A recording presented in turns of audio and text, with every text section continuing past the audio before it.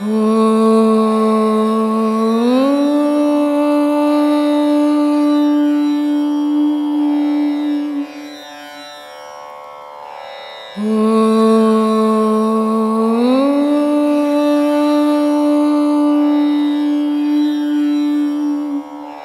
அனைத்துக்கும் ஒரு நோக்கம் இருக்கு சாமி. உண்மையில கடவுள் நோக்கம் என்ன? ஒழுக்கமா வாழ்ந்துட்டு வாடான்னு படிச்சான். அனர்த்தமா வாழ்ந்துன்னுக்குறோம். இதுதான் நம்ம நோக்கம். இறைவனுடைய நோக்கம் ஒழுக்கமா வாழ்ந்துட்டு என்கிட்ட வா, உன் வாழ்க்கை எப்படி இருக்குதுன்னு நான் பார்க்குறேன் அப்படின்னு படித்தான். நம்ம அனர்த்தமா வாழ்ந்து கடவுளை பற்றியே நினைக்காம இந்த உலகத்தோட பாழாயின்னுக்கிறோமா? இதுதான் நோக்கம். கண்டவர் விண்டதில்லை, விண்டவர் கண்டதில்லை, ஆனால் கண்டவனிடம் இறைவன் பேசுவாரா சுவாமி? கண்டிப்பா பேசித்தானே ஆகணும். பேசுகிற பிறகு தானே இதெல்லாம் எழுதுனாங்க. இறைவன் பேசாத நீ நான் எழுத முடியுமா? மகாபாரதம் முடியாது.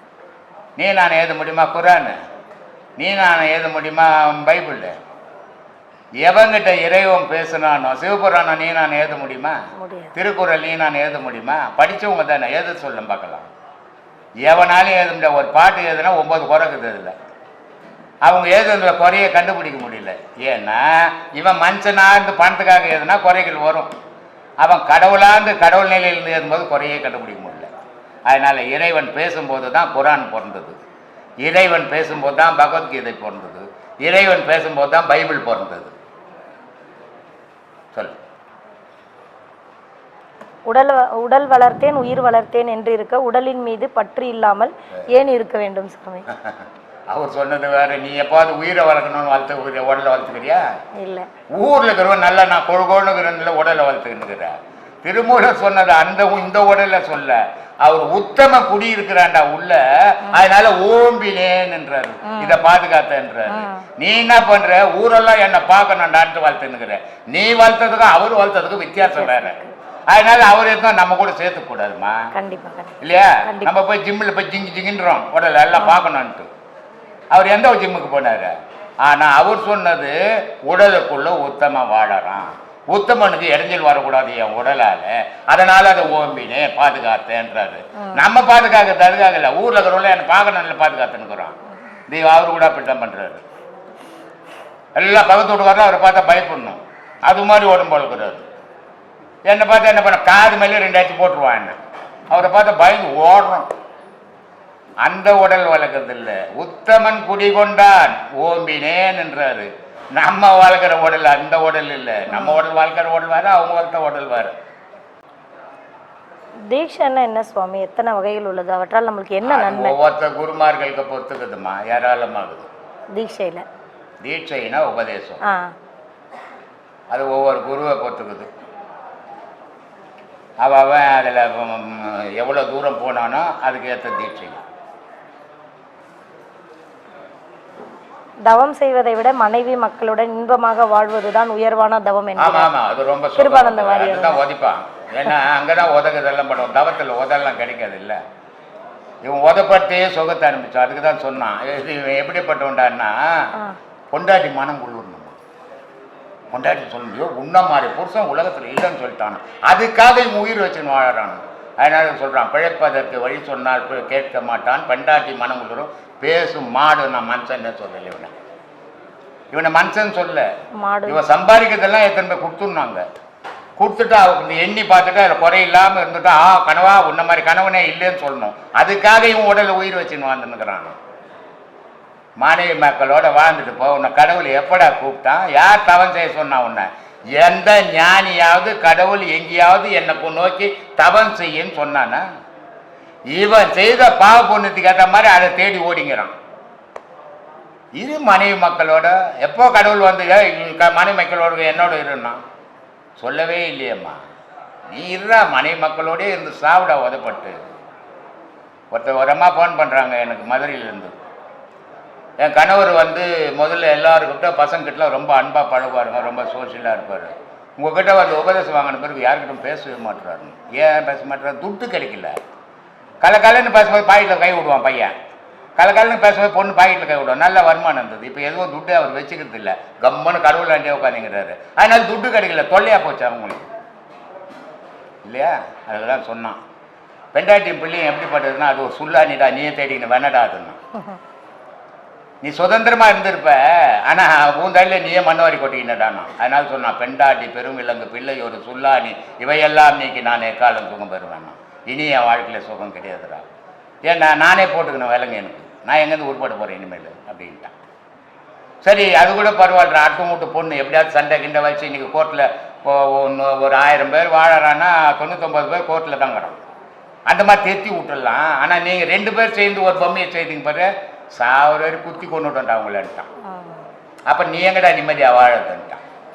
அதனால் அந்த மாதிரி வாழ்க்கையை தான் மனுஷன் முயற்சி பண்ணுறான். ராமகிருஷ்ண பரமஹம்சர் ரொம்ப அழகான ஒரு வார்த்தையை சொல்வார். ஒரு மீனுக்காரன் வலை போடுறான், அந்த வலை இறங்குது தண்ணியில். சில மீன்கள் எல்லாம் என்ன பண்ணுதுன்னா அந்த வலைக்குள்ளே பூந்து வெளியே ஓடி போகுது, வலையில் மாட்டாமல். சில மீன்கள் வலைக்குள்ளே மாட்டிக்குது, வலையை தூக்கிட்டான், வலைக்குள்ளே மீன் இருக்குது. அந்த வலைக்குள்ளே இருக்கிற மீனில் என்ன பண்ணுதுன்னா சில இதெல்லாம் எகிரி அந்த காதில் பெறாலுன்னு சொல்கிறோம்ல, அதில் அந்த வலையை கீழ்ச்சி தப்பிச்சு குச்சிட்டான்.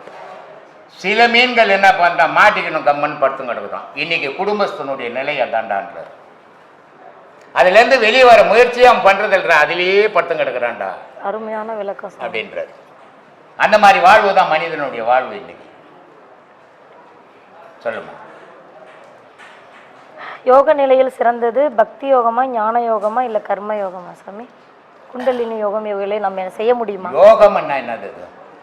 நீங்க சொல்லுங்க சாமி. உங்களுக்கு கேள்வி கேட்குற, உங்ககிட்ட தான் நாங்கள் நிறைய எதிர்பார்க்குறோம் சாமி. நீங்கள் சுரபி மாதிரி. அப்படிலாம் ஒன்றும் கிடையாதுமா. ஐயோ, நான் ஒரு கை நாட்டு கேஸுமா, நீ வேறம்மா, நீ என்னமோ என்ன பெரிய ஆளுன்னு நினச்சிக்க. ஒன்றுத்துக்கு உதவ, நான் ஒரு 0 கேஸ். நான் சும்மா அனுபவத்தை எதுவும் டபாச்சின்னு இருக்கிறீங்க எல்லாரையும். அப்படி இருந்தா அதெல்லாம் நீங்க நினைக்கிற மாதிரிலாம் நான் ஒன்றும் அறிவாளி கிடையாது. யோகம்னாவே செயலுன்னு அர்த்தம். அதனால்தான் பகவத்கீதையில் அதை பிரிச்சான். கர்மயோகம். கர்மயோகம்னா உன் குடும்பத்துக்கு என்னென்ன தேவையோ அந்த செயல் செய்யும். அதை நீ சீரா செய்திட்டினா அடுத்ததுக்கு பக்திக்கு வந்துடுவே நீ. ஆனால் உன் குடும்பத்துக்குள்ளே செய்ய வேண்டிய செயல் நீ சரியாக செய்யணும்னா பக்திக்கு வர முடியாது உன்னால். அதனால் அது கர்மயோகம்னா குடும்பத்தில் பொண்ணுக்கு என்ன செய்யணும், பொண்டாட்டிக்கு என்ன செய்யணும், பிள்ளைக்கு என்ன செய்யணும், அந்த செயல்களை தவற விடாமல் செய்தினா அது கர்மயோகம், உன் கடமை அது. அடுத்தது கடவுளை கும்பிட்றது பக்தி யோகம். அது என்னன்னா, நீ மனிதனாக பிறந்துட்ட, இறைவனை தேடி ஆகணும், அதுக்காக ஒரு செயலை செய்யணும், அது பக்தி யோகம்.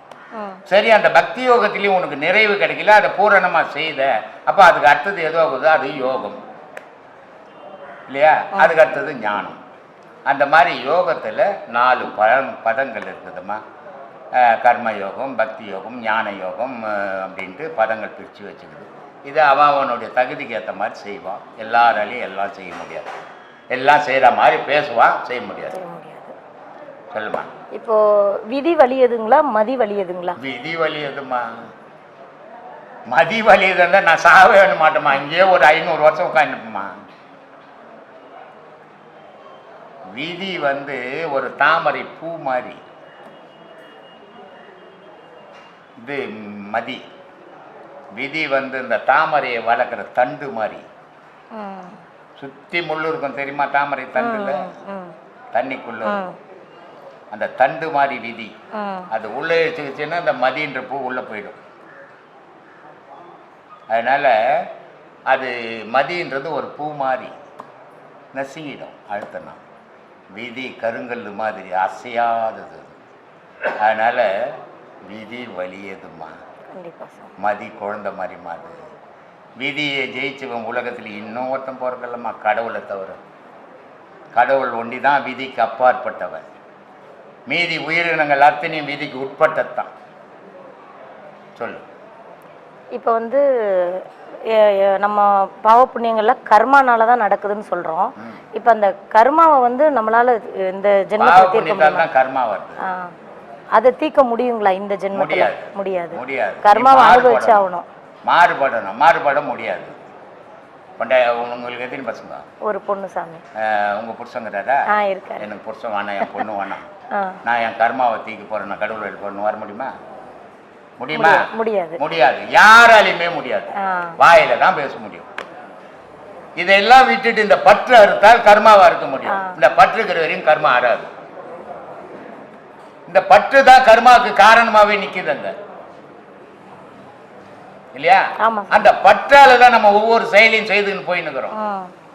எங்க பையன் ஏதோ ஒரு தப்பு பண்ணிட்டான், பக்கத்து வீட்டுக்காரன் வந்து ஒரு அடி அடிச்சுட்டான். நான் என்ன பண்ணணும்? என் பையனை கூப்பிட்டு நீ என்ன நான் என்ன செய்த, உன்னை அடிக்கிற அளவுக்கு அவங்க அடிக்கிற அளவுக்கு நீ என்ன செய்த அப்படின்னு கேட்கணும். அதுதான முறை. ஆமா. கேட்கறது இல்ல. ஆ. இந்த பற்றும் பாசமும் சேர்ந்து அவன் ஒரு அடி தான் அடிச்சான், நான் போய் 4 அடி அடிச்சிடறவனே. அப்போ இது கர்மா. இது எதுல இருந்து உருவாகுது? இந்த பற்றும் பாசத்திலிருந்து உருவாகுது இல்லையா? இப்போ 2-3 நாளா பாக்குறேன், தொடர்ந்து ஒரு தாய் 2 குழந்தைங்களை பொண்ணுக்கு அவங்க திருத்துட்டாங்க. ம். ஒரு கணவன் மனைவியை கழுத்தை வெட்டிட்டான். இதான் வந்து எனக்கு பேப்பர்ல. சரி, இந்த பொம்பளை சாவரா, அந்த குழந்தைங்களை ஏன் சாவணும்? அது ஒரு உயிர் தானே. இதானே நம்ம நினைப்பு. ஆமா. அவன் நினைப்பு அது இல்லை. நான் சாக போறேன், என் குழந்தைங்க இந்த உலகத்துல அவதிப்படக்கூடாதுன்னு கொண்டு போடுறான். ஆமா. அப்போ அவ செய்யறது அவளுக்கு சரி, நம்ம செய்யறது அவ செய்யறது தப்பு. இப்படி ஒவ்வொரு மனிதனும் அவன் செய்யறது அவனுக்கு சரி, ஆனா அடுத்தவனுக்கு அது தப்பு. இங்கதான் உருவாகுது கர்மா. ம். இதை போய் எங்க தீர்க்கிறது? தீர்க்க முடியாது இல்லையா? என்னால ரொம்ப அழகா சொன்னார் சிவவாய்க்கர். இதெல்லாம் தீர்க்கணும்னா அவ்வளோ சாதாரணமான விஷயம் இல்லைப்பா. அது எப்படி இருக்குதுன்னா, இந்த குளத்துல தண்ணி வற்றி போனால் கோரமல் சொல்கிறேன் தெரியுமா? கோரச்செடி. ம். அதை காலே வைக்க முடியாது, இடமே இருக்காது, அடர்த்தியாகி போயிருக்கும். அதே மாதிரி ஆறுங்கள்ல இருக்கும். அது மாதிரி பாவ கோரம் வச்சு போய்க்கிறான் மனுஷங்கிட்ட அடர்த்தியா. அதனால சொல்றாரு, மூலமான குளத்திலே முளைத்தெழுந்த கோரையை காலமே எழுந்து 4 கட்டு அரிப்பிராகில் பாலனாகி வாழலாம் பரபிரம்மமாகலாம்ன்றார். இவ்வளோ பாவத்தை சேர்த்துட்ட, இது ஒரு நாளில் ஒரு நாள் அறுத்து முடியாது. ஆனால் டெய்லி 4 மணிக்கு வந்து ஒரு 4 நாள் கட்டு அறுத்து போடும். அன்னாட அறுத்தினா அது அழிஞ்சிடும் அப்படின்னு சொன்னார். நானும் அறுத்து பார்க்குறேன், என்னால் அறுக்க முடியல. ஒரு நாளைக்கு அறுத்துனா 9 நாளைக்கு விட்டுடுறேன், திருப்பி பார்த்தா அதே அளவுக்கு இருக்குதுங்க. இதுதான் மனித வாழ்வு. அதனால பேசுறதெல்லாம் வேற, செயலெல்லாம் வேற. பேசுறதெல்லாம் வாழ்க்கையில நடைமுறைக்கு செய்ய முடியாது எவனாலையும். என்ன பேசுவான், ஒன்றையும் செய்ய முடியாது. போன ஒரு 11ஆம் தேதி அந்த எதிர ரூப் போட்டோம் இல்லையா? ஒரு சதுரத்துக்கு 1000 ரூபாய் கூலி, 60 சதுரம், 2 மிஷின் ஜெல்லி போட்டது, 3000 ரூபாய் வாடகை, 66,000 ரூபாய் கொடுத்துட்டா அவன் கதை முடிஞ்சு போச்சு. நம்ம சோறு போடணும், பிஸ்கட் கொடுக்கணும், டீ கொடுக்கணும் அவசியம் கிடையாது. ஏன்னா கூலி காசு கொடுத்துட்டோம். ஆனால் நான் என்ன பண்ணேன், எல்லாம் ஏழை ஜனம். அந்த ஜனத்துக்காக என்ன பண்ணேன்னா, காலையில் எல்லாருக்கும் ஒரு பர்கர், ஒரு பெப்ஸு காலையில். மத்தியானத்துக்கு மேலே சாப்பிட்ட பிறகு என்ன பண்ண, ஒரு போலி, ஒரு கூல் ட்ரிங்க்ஸ். அவனை கொடுப்பானா? கொடுக்க மாட்டாங்க. எவ்வளோ துட்டு செலவாகும்? இங்கே துட்டை பார்க்கக்கூடாது, புண்ணியத்தை மட்டும் பார்க்கணும். பார்த்தா தான் துட்டு தெரியாது. நீ துட்டை பார்த்துட்டீங்கன்னா பாவம் வந்து சேர்ந்துடும். இதெல்லாம் சரி, வேலை செய்தான் கொடுத்துட்டேன். மத்தியானம் வடை பாயசம் சாப்பாடு. எவ்வளோ பேர்? 80 பேர், 60 பேர் ஜெல்லி போட்டால் ஜெல்லிக்காரன் வரைக்கும். அதுக்கப்புறம் இவங்க ஏற்கனவே செய்துக்கிற கொளுத்துக்கார இவங்கெல்லாம் ஒரு 20 பேர், 80 பேர் வடை பாயசம் சாப்பாடு. இந்த சாப்பாட்டுக்கு வந்தோடனே இவங்களுக்கு சாப்பாடு முடிஞ்ச பிறகு துணி கொடுக்கலான்னா கொடுக்க முடியாது, ஓடிடுவாங்க அவசரத்தில். அதனால் என்ன பண்ணேன், சாப்பாட்டுக்கு வரும்போது டோக்கன் கொடுத்துருங்கடான்னு. அவங்க சாப்பிட்டு முடிஞ்சு கை கழுவு வரும்போதே ஒரு லேடிஸுக்கு ஒரு புடவை ஜாக்கெட்டு கையில் 100 ரூபாய், ஜென்ஸுக்கு ஒரு வேஷ்டி ஒரு டவுலு கையில் 100 ரூபாய். எவங்க நான் கொடுத்துக்கிறேன் நான் உலகத்தில் சொல்லு? இல்லை சாமி, நான் ஒத்த பைசா கோதாது பிச்சைக்காரம்மா. ஆனால் கொடுக்கணும்னு என்னங்க இன்னும் தோணுது. இவ்வளோதான் நம்மளால முடியும் தான் தோணுதே தவிர இவ்வளோ கொடுத்துட்டுனேன்னு நினைக்கவே இல்லை. அவன் வாங்கி சாப்பிட்டவங்க, அந்த பொம்பளைங்க அந்த ஆம்பளைங்க சொல்லிட்டு, உலகத்தில் நாங்கள் இது வரைக்கும் 1000 இடத்துல ஜெல்லி போட்டோம், இப்படி ஒரு மகானை பார்த்ததே இல்லை, நாங்கள் புண்ணியமாக இப்படி கொடுத்தாருன்ட்டு போதும். இந்த வார்த்தை தான் மனுஷனுக்கு பலிக்கும். நீ எத்தனை கோடி வச்சிருந்தாலும் பலிக்காது. கோடி கோடியாக வச்சுட்டு ஹார்ட் அட்டாக் வந்து செத்து போடுவேன். கட்சியில் உனக்கு சம்மந்தமே இல்லாத வந்து வாரி போடுவான் இல்லையா? இருக்கும்போது 4 பேருக்கு நல்லது செய்ய அவன் வாய் வாழ்த்துட்டுமே. அந்த மாதிரியான மனசை உருவாக்கிக்கணும் நீ முதல்ல. அது இல்லாத நான் பணக்காரங்க, நான் இதே யாரா பணக்காரன்? கடவுள் ஒருத்தனை தவிர இந்த உலகத்தில் ஏகணும் பணக்காரன் கிடையாது. நீ பணக்காரன் உங்கள் வீட்டில், பக்கத்து வீட்டுக்காரன் உன்னை விட பணக்காரன், பக்கத்து தெருவில் அவனை விட பணக்காரன், அப்புறம் யார் தான் இங்கே பணக்காரன்? நல்லவனா வாழ்டா, பணக்காரனா வாழணும்னு ஆசைப்படாத. நல்லவனா வாழ்ந்து கடினம், அந்த வாழ்க்கையை வாழ், கடவுள் உன்னை கூப்பிட்டு. பணக்காரனா வாழ்ந்தேன்னு இங்கே தாண்ட பத்தியச்சா சுற்றணும். இதாம்மா என் வாழ்க்கை. சொல்லுமா. இப்போ பித்ருக்கள் சாபம்னு சொல்றாங்களே சாமி. ஆமாம்மா. அது எப்படி சாமி? அது செத்து போனவங்க திட்டு தான். என்னை யாரும் திட்டல இது வரைக்கும். ஏன்னா நான் பித்ரு ஒன்று இருக்குதுன்னு நான் நினைக்கிறது இல்லை. அப்படி ஒன்று இருக்குதுன்னு நினைக்கிறது இல்லை. ஏன்னு சொல்கிறேன்னா அது ஒரு தொழில், அதை பற்றி நம்ம பேசக்கூடாது, அவங்க வியாபாரத்தை பொழப்ப கேட்கக்கூடாது. இந்து மத கோட்பாடு படி, ஆனால் இந்து மத கோட்பாடில் உலக மத கோட்பாடு படியே சொல்கிறேன், ஒரு மனிதன் செத்தான்னா மறுபடியும் அவன் பிறந்தே ஆகணும். உடல் இல்லாத ஆன்மா உழாவாது, ஆன்மா இல்லாத உடல் வாழாது இல்லையா? அது பிறந்த உடனே அந்த 10 நாள் 15 நாள் அந்த ஞாபகத்தில் சுத்தம். அதுக்கப்புறம் ஒரு உடல் எடுத்தால் தான் அது வாழ்வு.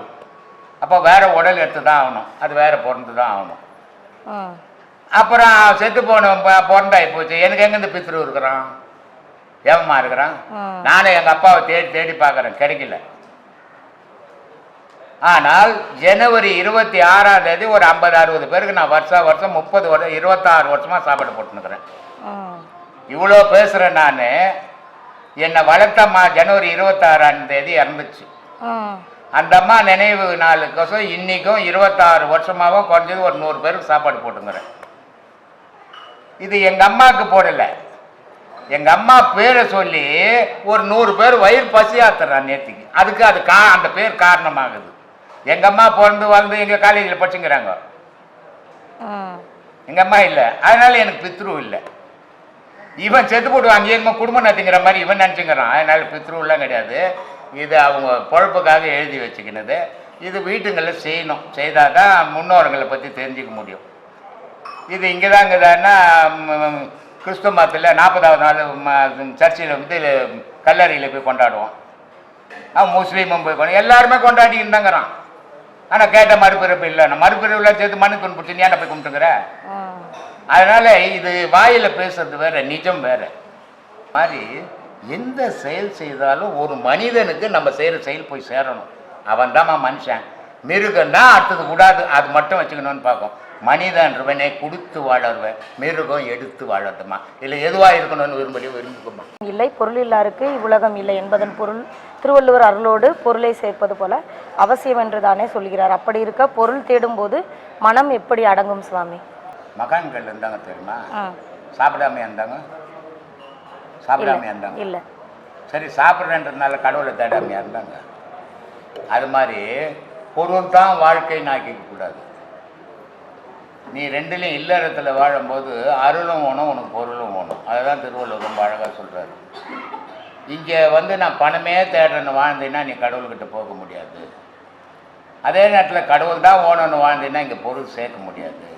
அதனால் 24 மணி நேரம் யாராவது ஒரு ஆள் வேலை செய்கிற உண்டா? இல்லை.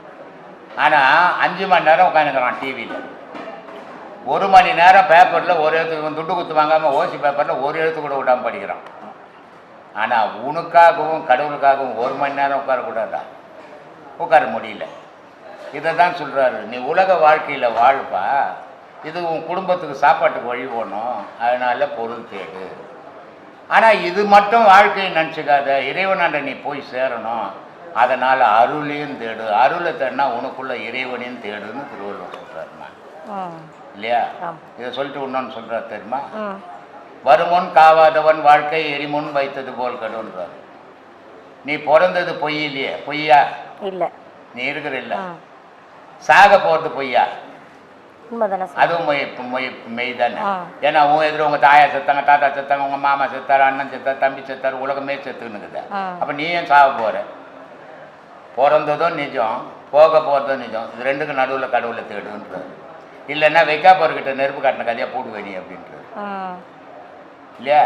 அதனால் வருமுன் காவாதவன் வாழ்க்கை எரிமுன் வைத்தது போல் கெடுன்றார். வைக்கா கிட்ட நெருப்பு காட்டின கதையாக போட்டு விடுவோம் வாழ்க்கை. அதனால் இறைவனை தேடுறான்றார். வாழ்க்கை பெருங்கடல் நீந்துவார் நீந்தார் இறைவன் அடி சேராருன்னார். இங்கே உலக வாழ்வே நீட்டு இந்த மூச்சை இப்படியே ஓட்டிக்கின்னு இருந்தீங்கன்னா கடவுள்கிட்ட போக முடியாதுடா. இந்த கடலுன்றது வயிறுடா, இதில் போகக்கூடாதுடா மூச்சு, பின் முதுகு தண்டு வழியாக போகணும், இப்படி போனால் கடவுள்கிட்ட போய் சேரலான்டா. அதனால் எல்லா மகான்களும் கடவுளை பற்றி பேசாத ஒரு மகானும் உலகத்தில் பிறக்கலை. எல்லா மகான்களும் கடவுளை பற்றி பேசிக்கிறான். அதே நேரத்தில் கடவுளை மட்டும் தேடுங்கன்னு யாரும் சொல்லல, உலக வாழ்க்கையில் வாழுங்கன்னு சொல்லியிருக்கிறாங்க. ஆனால் இவனால் முடியல. நான் அதனால தான் நம்ம சீடர்களுக்கு சொல்லுவேன், எல்லாரும் வந்து ஒரு வித வாழ்வு வாழ்வாங்க, ஆனால் நம்ம சீடருங்க 20 வாழ்வு வாழணும் அப்படின்னு. ஒருத்தன் வந்து என்ன பண்ணுவான், உலக வாழ்க்கை தான் போதும், அதெல்லாம் சம்பாதிக்கணும், அதான் பொண்டாட்டி புள்ளக்குட்டி அதுதான் சுகம் அப்படின்னு ஒருத்தன் வாழ்ந்துருவான். ஒருத்தன் என்ன பண்ணுவான், குடும்பம் வேணா, குழந்தை வேணா, குட்டி வேணா, நான் கடவுளை தேடி போகிறேன்னு ஒருத்தன் வாழ்ந்துருவான். அது ரெண்டும் ஒரு விதமான, இது எல்லாராலையும் முடியும். ஆனால் குடும்பத்தையும் பார்த்து கடவுளையும் பார்த்து வாழணும்னு சொன்னால் ரொம்ப கடினம். அது 20 வாழ்வு இல்லையா? இதை தான் சொன்னார், பொருள் தேடாதவருக்கு இறைவன் அடைய முடியாது, அருள் தேடாதவனுக்கு பொருளும் தேடு அருளையும் தேடு. அதனால் சொன்னார், பொருள் இல்லாதவருக்கு இவ்வுலகம் இல்லை, அருள் இல்லாதவருக்கு அவ்வுலகம் இல்லைன்னு. இதில் இன்னொரு விஷயமும் இருக்குது. பொருள்ன்றது இங்கே துட்டு கிட்டு சொத்து சொகன் மட்டும் நினச்சிக்காதீங்க, அதை மட்டும் சொல்லலை கேட்டது. அதை யார் அந்தமா கேட்டாங்க, வயசு இருக்குதா கடவுளை அடையிறதுக்கு? இருக்குதுன்னு சொன்னேன்.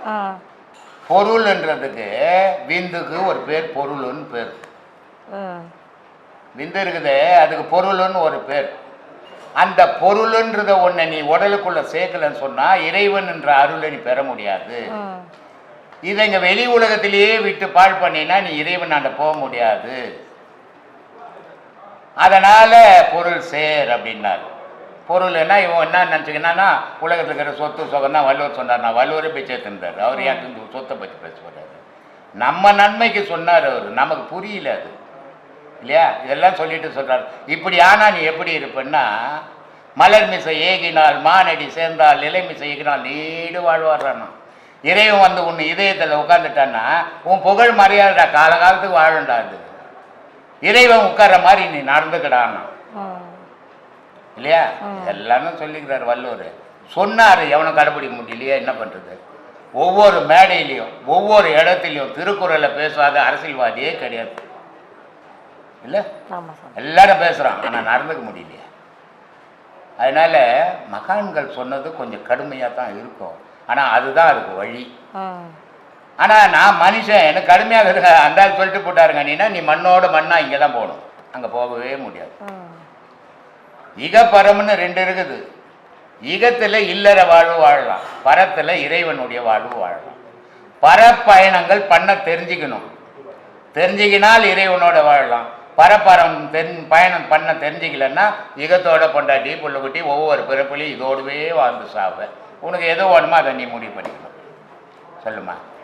இப்போ எனக்கு மனசு கஷ்டமா இருக்குது, துக்கமா இருக்கு அப்படின்லாம் சொல்றோம் இல்லைங்களா? அது வந்து இதய சம்பந்தப்பட்டதுங்களா இல்ல மூளைய சம்பந்தப்பட்டதுமா? இதய சம்பந்தப்பட்டது நோய். அது ரத்தத்தை ஜாஸ்தியாக்கும், ரத்தமே போகாது, குறைச்சிடும், டப்புன்னு அடிச்சிக்கும், துபாய் போயிடுவோம். இதெல்லாம் இதய சம்பந்தப்பட்டது. இதெல்லாம் மூளை சம்பந்தப்பட்டது. மனசு கஷ்டமாகுது, சந்தோஷமாகுது. இதெல்லாம் மனுஷன் என்ன பிறந்துட்டா சந்தோஷமும் துக்கமும் இணைஞ்சிட்டான். நீ பிறக்கும் போதே என்ன பண்ண, அம்மா வயசுலேருந்து வரும்போது சும்மா வந்த, ஓன்னு கத்திக்கின்னு தானே மண்ணுக்கு வந்த, அப்பவே துக்கத்தில் தான் வந்த. உன்னை பெற்றெடுக்கும் போது அம்மா வலி தாங்க முடியாது, அந்த அம்மா ஓன்னு கத்தி தானே வந்தாங்க, அப்போ துக்கத்தில் தான் வந்தோம். பிறந்த உடனே என்ன பண்ணாங்க, அவ்வளோ அழுது அம்மா வந்து எடுத்து குழந்தை வச்சுன்னு சிரிக்கிறாங்க. சந்தோஷம் வந்துச்சுல? அப்போ நீ அம்மா அப்பா சிரிக்கிற. சந்தோஷமும் துக்கமும் நிறைஞ்சத்தம்மா உலக வாழ்வு. துக்கத்தோடு வாழ்ந்தவனும் உலகத்தில் ஒருத்தன் கூட கிடையாது, சந்தோஷமோட வாழ்ந்தவன் ஒருத்தனும் கூட கிடையாதுமா. ஒரு செயல் செய்யறதுக்கு நம்ம விருப்பம் இல்லை, ஆனா அதில் தான் கவனம் செலுத்த சொல்றாங்க. அதில் எப்படி சாமி கவனம் செலுத்த? அதுதான் ஐயாவும் சொன்னாரு, பிடிக்கலன்னா பாடத்தை விட்டுட்டு எதுக்கு அதை போய் காசு கட்டின்னு பண்ணினுக்கிற, உனக்கு தான் பிடிக்கல. ஒரு அம்மா வீட்டுக்காரனை பிடிச்சதோ பிடிக்கலையோ குடும்பம் பண்ணுறாங்க. அவங்க 2 பேரும் பிடிச்சதோ பிடிக்கலையோ குடும்பம் நடத்தி ஒரு குழந்தையும் பெற்றுக்கிறாங்க. இப்போ வீட்டுக்காரன் மேலே இருக்கிற கோபத்தை குழந்தை மேலே காட்ட முடியுமா? 1000 அழகு நகரான். இந்த குழந்தை நல்ல குழந்தையா இருக்கும்போதே, அடா ராஜா என் புள்ள நான் சொன்னதெல்லாம் செய்கிறேன்னு ரொம்ப சந்தோஷமாக அந்த அம்மா சொல்லுவாங்க. எப்பவுமே புள்ளையா இருப்பானா, அவனுக்கும் வால் முளைக்கும் கொம்பு முளைக்கும். அந்த புள்ள இப்போ ஏடாகுடமாக செய்வான். இப்போ அந்த அம்மா என்ன பண்ணுவாங்க, அடடே ராஜா ஏன் கண்ணு அப்படின்னு சொல்ல மாட்டாங்க, அப்பனை உரிச்சு வச்சுக்குது பாரு. ஃபஸ்ட்டு ஏன் புள்ளன்னு சொன்ன அதே அம்மா இப்போ என்ன பண்ணுவாங்க, தப்பு பண்ணும்போது அப்பனை பிடிச்சி வச்சுக்கிறான். அவனை தான் வாழ்நாள் ஃபுல்லாக மல்லு கட்டுறனா அதுக்கு துணையாக இதுவும் வந்து சேர்ந்துச்சு. இது ரெண்டுத்தையும் தொலைச்சிட்டு புள்ள ஒரு சுல்லானி, பொண்டாட்டி பெருவிலங்கு, புள்ள ஒரு சுல்லானி, இவையெல்லாம் நீக்கி எக்காலம் சுக பெறுவேணும். இது ரெண்டுத்தையும் விட்டுட்டு நான் எப்படா சுக போகிறதுன்னு அம்மா யோசிக்கிற மாதிரி. புரியுதா சொல்கிறது? தவறுகள் எங்கெங்கேயோ முளைச்சி வருது. எல்லாரும் அப்படியே நம்ம யோசிக்கிறோம். எல்லா வீட்லேயும் நடக்கிற விஷயந்தான். ஏதோ அந்த வீடு இந்த வீடு இல்லை, எல்லா வீட்லையும் நடக்கிற விஷயந்தான். புரியுது நான் சொல்கிறது? என்ன சாமி? வீட்டுக்கு வீடு வாசப்படி ஏன் வச்சான் சாமி? ஒரே வாசப்படி வச்சு 10 கூட ஒன்றா கட்டியிருந்தா இருக்காது. ஒவ்வொரு மனுஷன் தனித்தனியாகிட்டா மனம் இருக்குது. ஒவ்வொருத்துக்கும் தனிப்பட்ட மனம் இருக்குது. அப்போ தனி வீட்டில் தான் வாழ்ந்தாகணும். இனிமேல் கூட்டு குடும்பமாக இருக்கவே முடியாது. ஏன்னா மனம் நாளுக்கு நாள் சுருங்கி போச்சு. எனது அப்படின்ற ஆசை அதிகமாகி போச்சு. அவங்க யார் கூடவும் அனுசரித்து வாழ முடியாத ஒரு நிலைக்கு மனுஷன் போயிட்டான். ஒரு கூட்டு குடும்பம், இன்றைக்கி ஒரு கூட்டு குடும்பம் இருக்குதுன்னா யாரோ 4 பேரால் இல்லை, யாரோ 4 பேர் எல்லாத்தையும் சகிச்சுக்கின்னு எல்லாத்துக்கும் விட்டு கொடுத்துன்னு போயினுக்கிறாங்க. தன்னுடைய ஆசை, பாசம், சுகம், துக்கம் யாரோ அங்கே காம்ப்ரமைஸ் பண்ணுறாங்க. அந்த காம்ப்ரமைஸால் தான் இன்றைக்கும் சில குடும்பங்கள் உடையாமல் இருக்குது. யாரோ 4 பேரோட தியாகத்தினால தான் குடும்பங்கள் இன்றைக்கும் குடும்பங்களாகவே இருக்குது. எல்லாரும் ஷார்ட் டெம்பர் ஆகிட்டாங்க, எல்லாரும் நான் போயிட்டாங்கன்னா கூட்டு குடும்பம் ஒன்றுமே இல்லாமல் எல்லாம் சிக்கி செதறி போயிடும். அப்புறம் யார் அவங்களுக்கு புத்தி சொல்கிறது? எல்லாரும் பிறக்கும் போதே புத்திசாலி ஆகிடுவானா? வீட்டில் இருக்கிற பெரியவங்க தானே சொல்லி ஆகணும். அவங்க தானே எல்லாத்தையும் பார்த்து வந்தவங்க. அப்போ அதுக்கு காரணம் யார்? அவங்க பெரியவங்க கூட அனுசரித்து வாழாமல் போனதுனால தான். அவங்க பெரியவங்க கூட அனுசரித்து வாழ்ந்திருந்தா அவங்களுக்கு முன்னாடி இருந்தவங்க புத்தி சொல்லி அவங்களுக்கு நல்ல விஷயம் கற்றுக் கொடுத்துருப்பாங்க. நான் கெட்டு எனக்கு அடுத்து வர தலைமுறையும் கெடுத்துட்டு போயின்னுக்கிறோம். இப்போ புரியுதுங்களா? சும்மா எல்லாரும் 4 பேர் சேர்ந்து வராங்கன்னா சும்மா வாழலை, எத்தனையோ பேரோட தியாகம் அதுக்குள்ளே இருக்குது. ஒரு குடும்பம் வெளியேந்து பார்க்கும்போது பரவாயில்லப்பா இவ்வளோ பேர் எப்படி பார்க்குறீங்கன்னு கேட்கலாம். அவ்வளோ பேர் தன்னுடைய சுக துக்கங்களை அங்கே அர்ப்பணம் பண்ணுறாங்க. இல்லைன்னா ஒரு கூட்டு குடும்பம் வாழறதுக்கு வாய்ப்பே கிடையாது இன்னைய உலகத்தில். அந்த மாதிரி யாராவது வாழ்ந்தீங்கன்னா நீங்கள்லாம் புண்ணியம் பண்ண ஆத்மாக்கள். சொல்லு சாமி. சாமி, நிஷ்டை கை கோர்றதுக்கு நிஷ்டை கை கோடணும்னா சூரியக்கலை ஓடணுமா சந்திரக்கலை ஓடணுமா சார்? அந்த நேரம் முதல்ல பாடம் பண்ணணும். இந்த மாதிரி சந்தேகங்களை முதல்ல வளர்த்துக்கிறது தவறு. சில விஷயங்கள் அதான் இளங்கன்று பயம் அறியாது. அது அதை விட புத்திசாலி ஊரில் ஒருத்தர் கூட கிடையாது. அந்த காலத்தில் என்ன பண்ணாங்க, பஞ்சாயத்துன்னு ஒன்று கூட்டுவாங்க. பஞ்சாயத்தில் என்ன பண்ணாங்க, பெல்கா பசங்களாம் போகக்கூடாதாங்க. ஏன்னா இவன் என்ன பண்ணால் எடுத்தங்காலத்தும் பண்ணின்னு இருப்பான். அங்கே யாரை உட்கார வைப்பாங்கன்னா ஊரில் பெரியவங்க, ஆண்டு அனுபவிச்சவங்க, எல்லாம் விஷயம் 4 விஷயம் தெரிஞ்சவங்களை உட்கார வச்சு பேசுவாங்க. ஏன்னா அவங்களால மட்டும்தான் ஒரு நல்ல தீர்ப்பை கொடுக்க முடியும்னு பேசுவாங்க. புரியுதா? அந்த மாதிரி பக்குவத்துக்கு நாம் வரும்போது நிஷ்டை கை கூடும். இப்போ நாம் எப்படி இருக்கிறோம்? அறந்த பள்ளியை வாழை வெட்டி பார்த்துக்கிறீங்க, பள்ளி பாட்டு வாழை வெட்டிட்டு போயிடும். ஆனால் இந்த வால் மட்டும் துடிச்சிக்கினே இருக்கும். அந்த துடிப்பில் இருக்கிற இந்த இளமை பருவம் இங்கே என்ன பண்ணா ஒடுக்கி உக்கார்ந்தால் பாடம் கை கூடும். நீ வேட்கையை ஆசை அதிகம் பண்ணினே இருந்தனா, தேடல் அதிகமாக ஓடனா நிஷ்டையும் கை கூடாது, கடைசியில் தூக்கமும் வராது. அதனால் இந்த மாதிரி தேடல்களை விட்டுவிட்டு பாடங்களை சிறப்பாக பண்ணு. கிடைக்க வேண்டிய விஷயங்கள் சிறப்பாகவே கிடைக்கும். நிஷ்டையை கை கூடுறதுக்கு இங்கே யாருக்கும் பாடம் கிடையாது. உன்னோட தகுதிக்கு ஏற்ற மாதிரி சில விஷயங்கள் கிடைக்கும். இப்போ ஒரு குழந்தை அம்மா பிரியாணி சாப்பிட்றாங்க, குழந்தைக்கு பிரியாணி ஊட்டுவாங்களா? ஏன் ஊட்ட மாட்டாங்க? ஜீரணம் ஆகாமல் செத்து போயிடும். அந்த குழந்தைக்கு அப்போ பால் மட்டும்தான் ஜீர்ணிக்கும். குழந்தை மாதிரி இருக்கிறப்போ புரியுதா? இப்போ பால் கொடுத்தா உனக்கு போதும். அவங்களாம் சாப்பிட்றாங்களே, நானும் சாப்பிட்டு ஆஃப் பண்ணால் தொண்டையில் சிக்கிக்கும். அப்புறம் என்ன பண்ணால் காலை பிடிச்சி தலைக்கே கட்டி முதுகில் தட்டினா தான் தொண்டையிலுக்கு வெளியே வரும். புரியுதா? எப்போ யாருக்கு எது வேணுமோ அப்போ எல்லாம் கிடைக்கும். புரியுதா? நாம் தேடி போனால் நம்மளை விட்டு விலகி போகும். நாம் தேடலை விட்டுட்டா நம்மளை தேடி அது வரும். புரியுதா? ஆசையை அளவோடு வச்சுக்கோ. ஞானத்தில் கூட ஆசை இருக்கக்கூடாது. புரியுதா?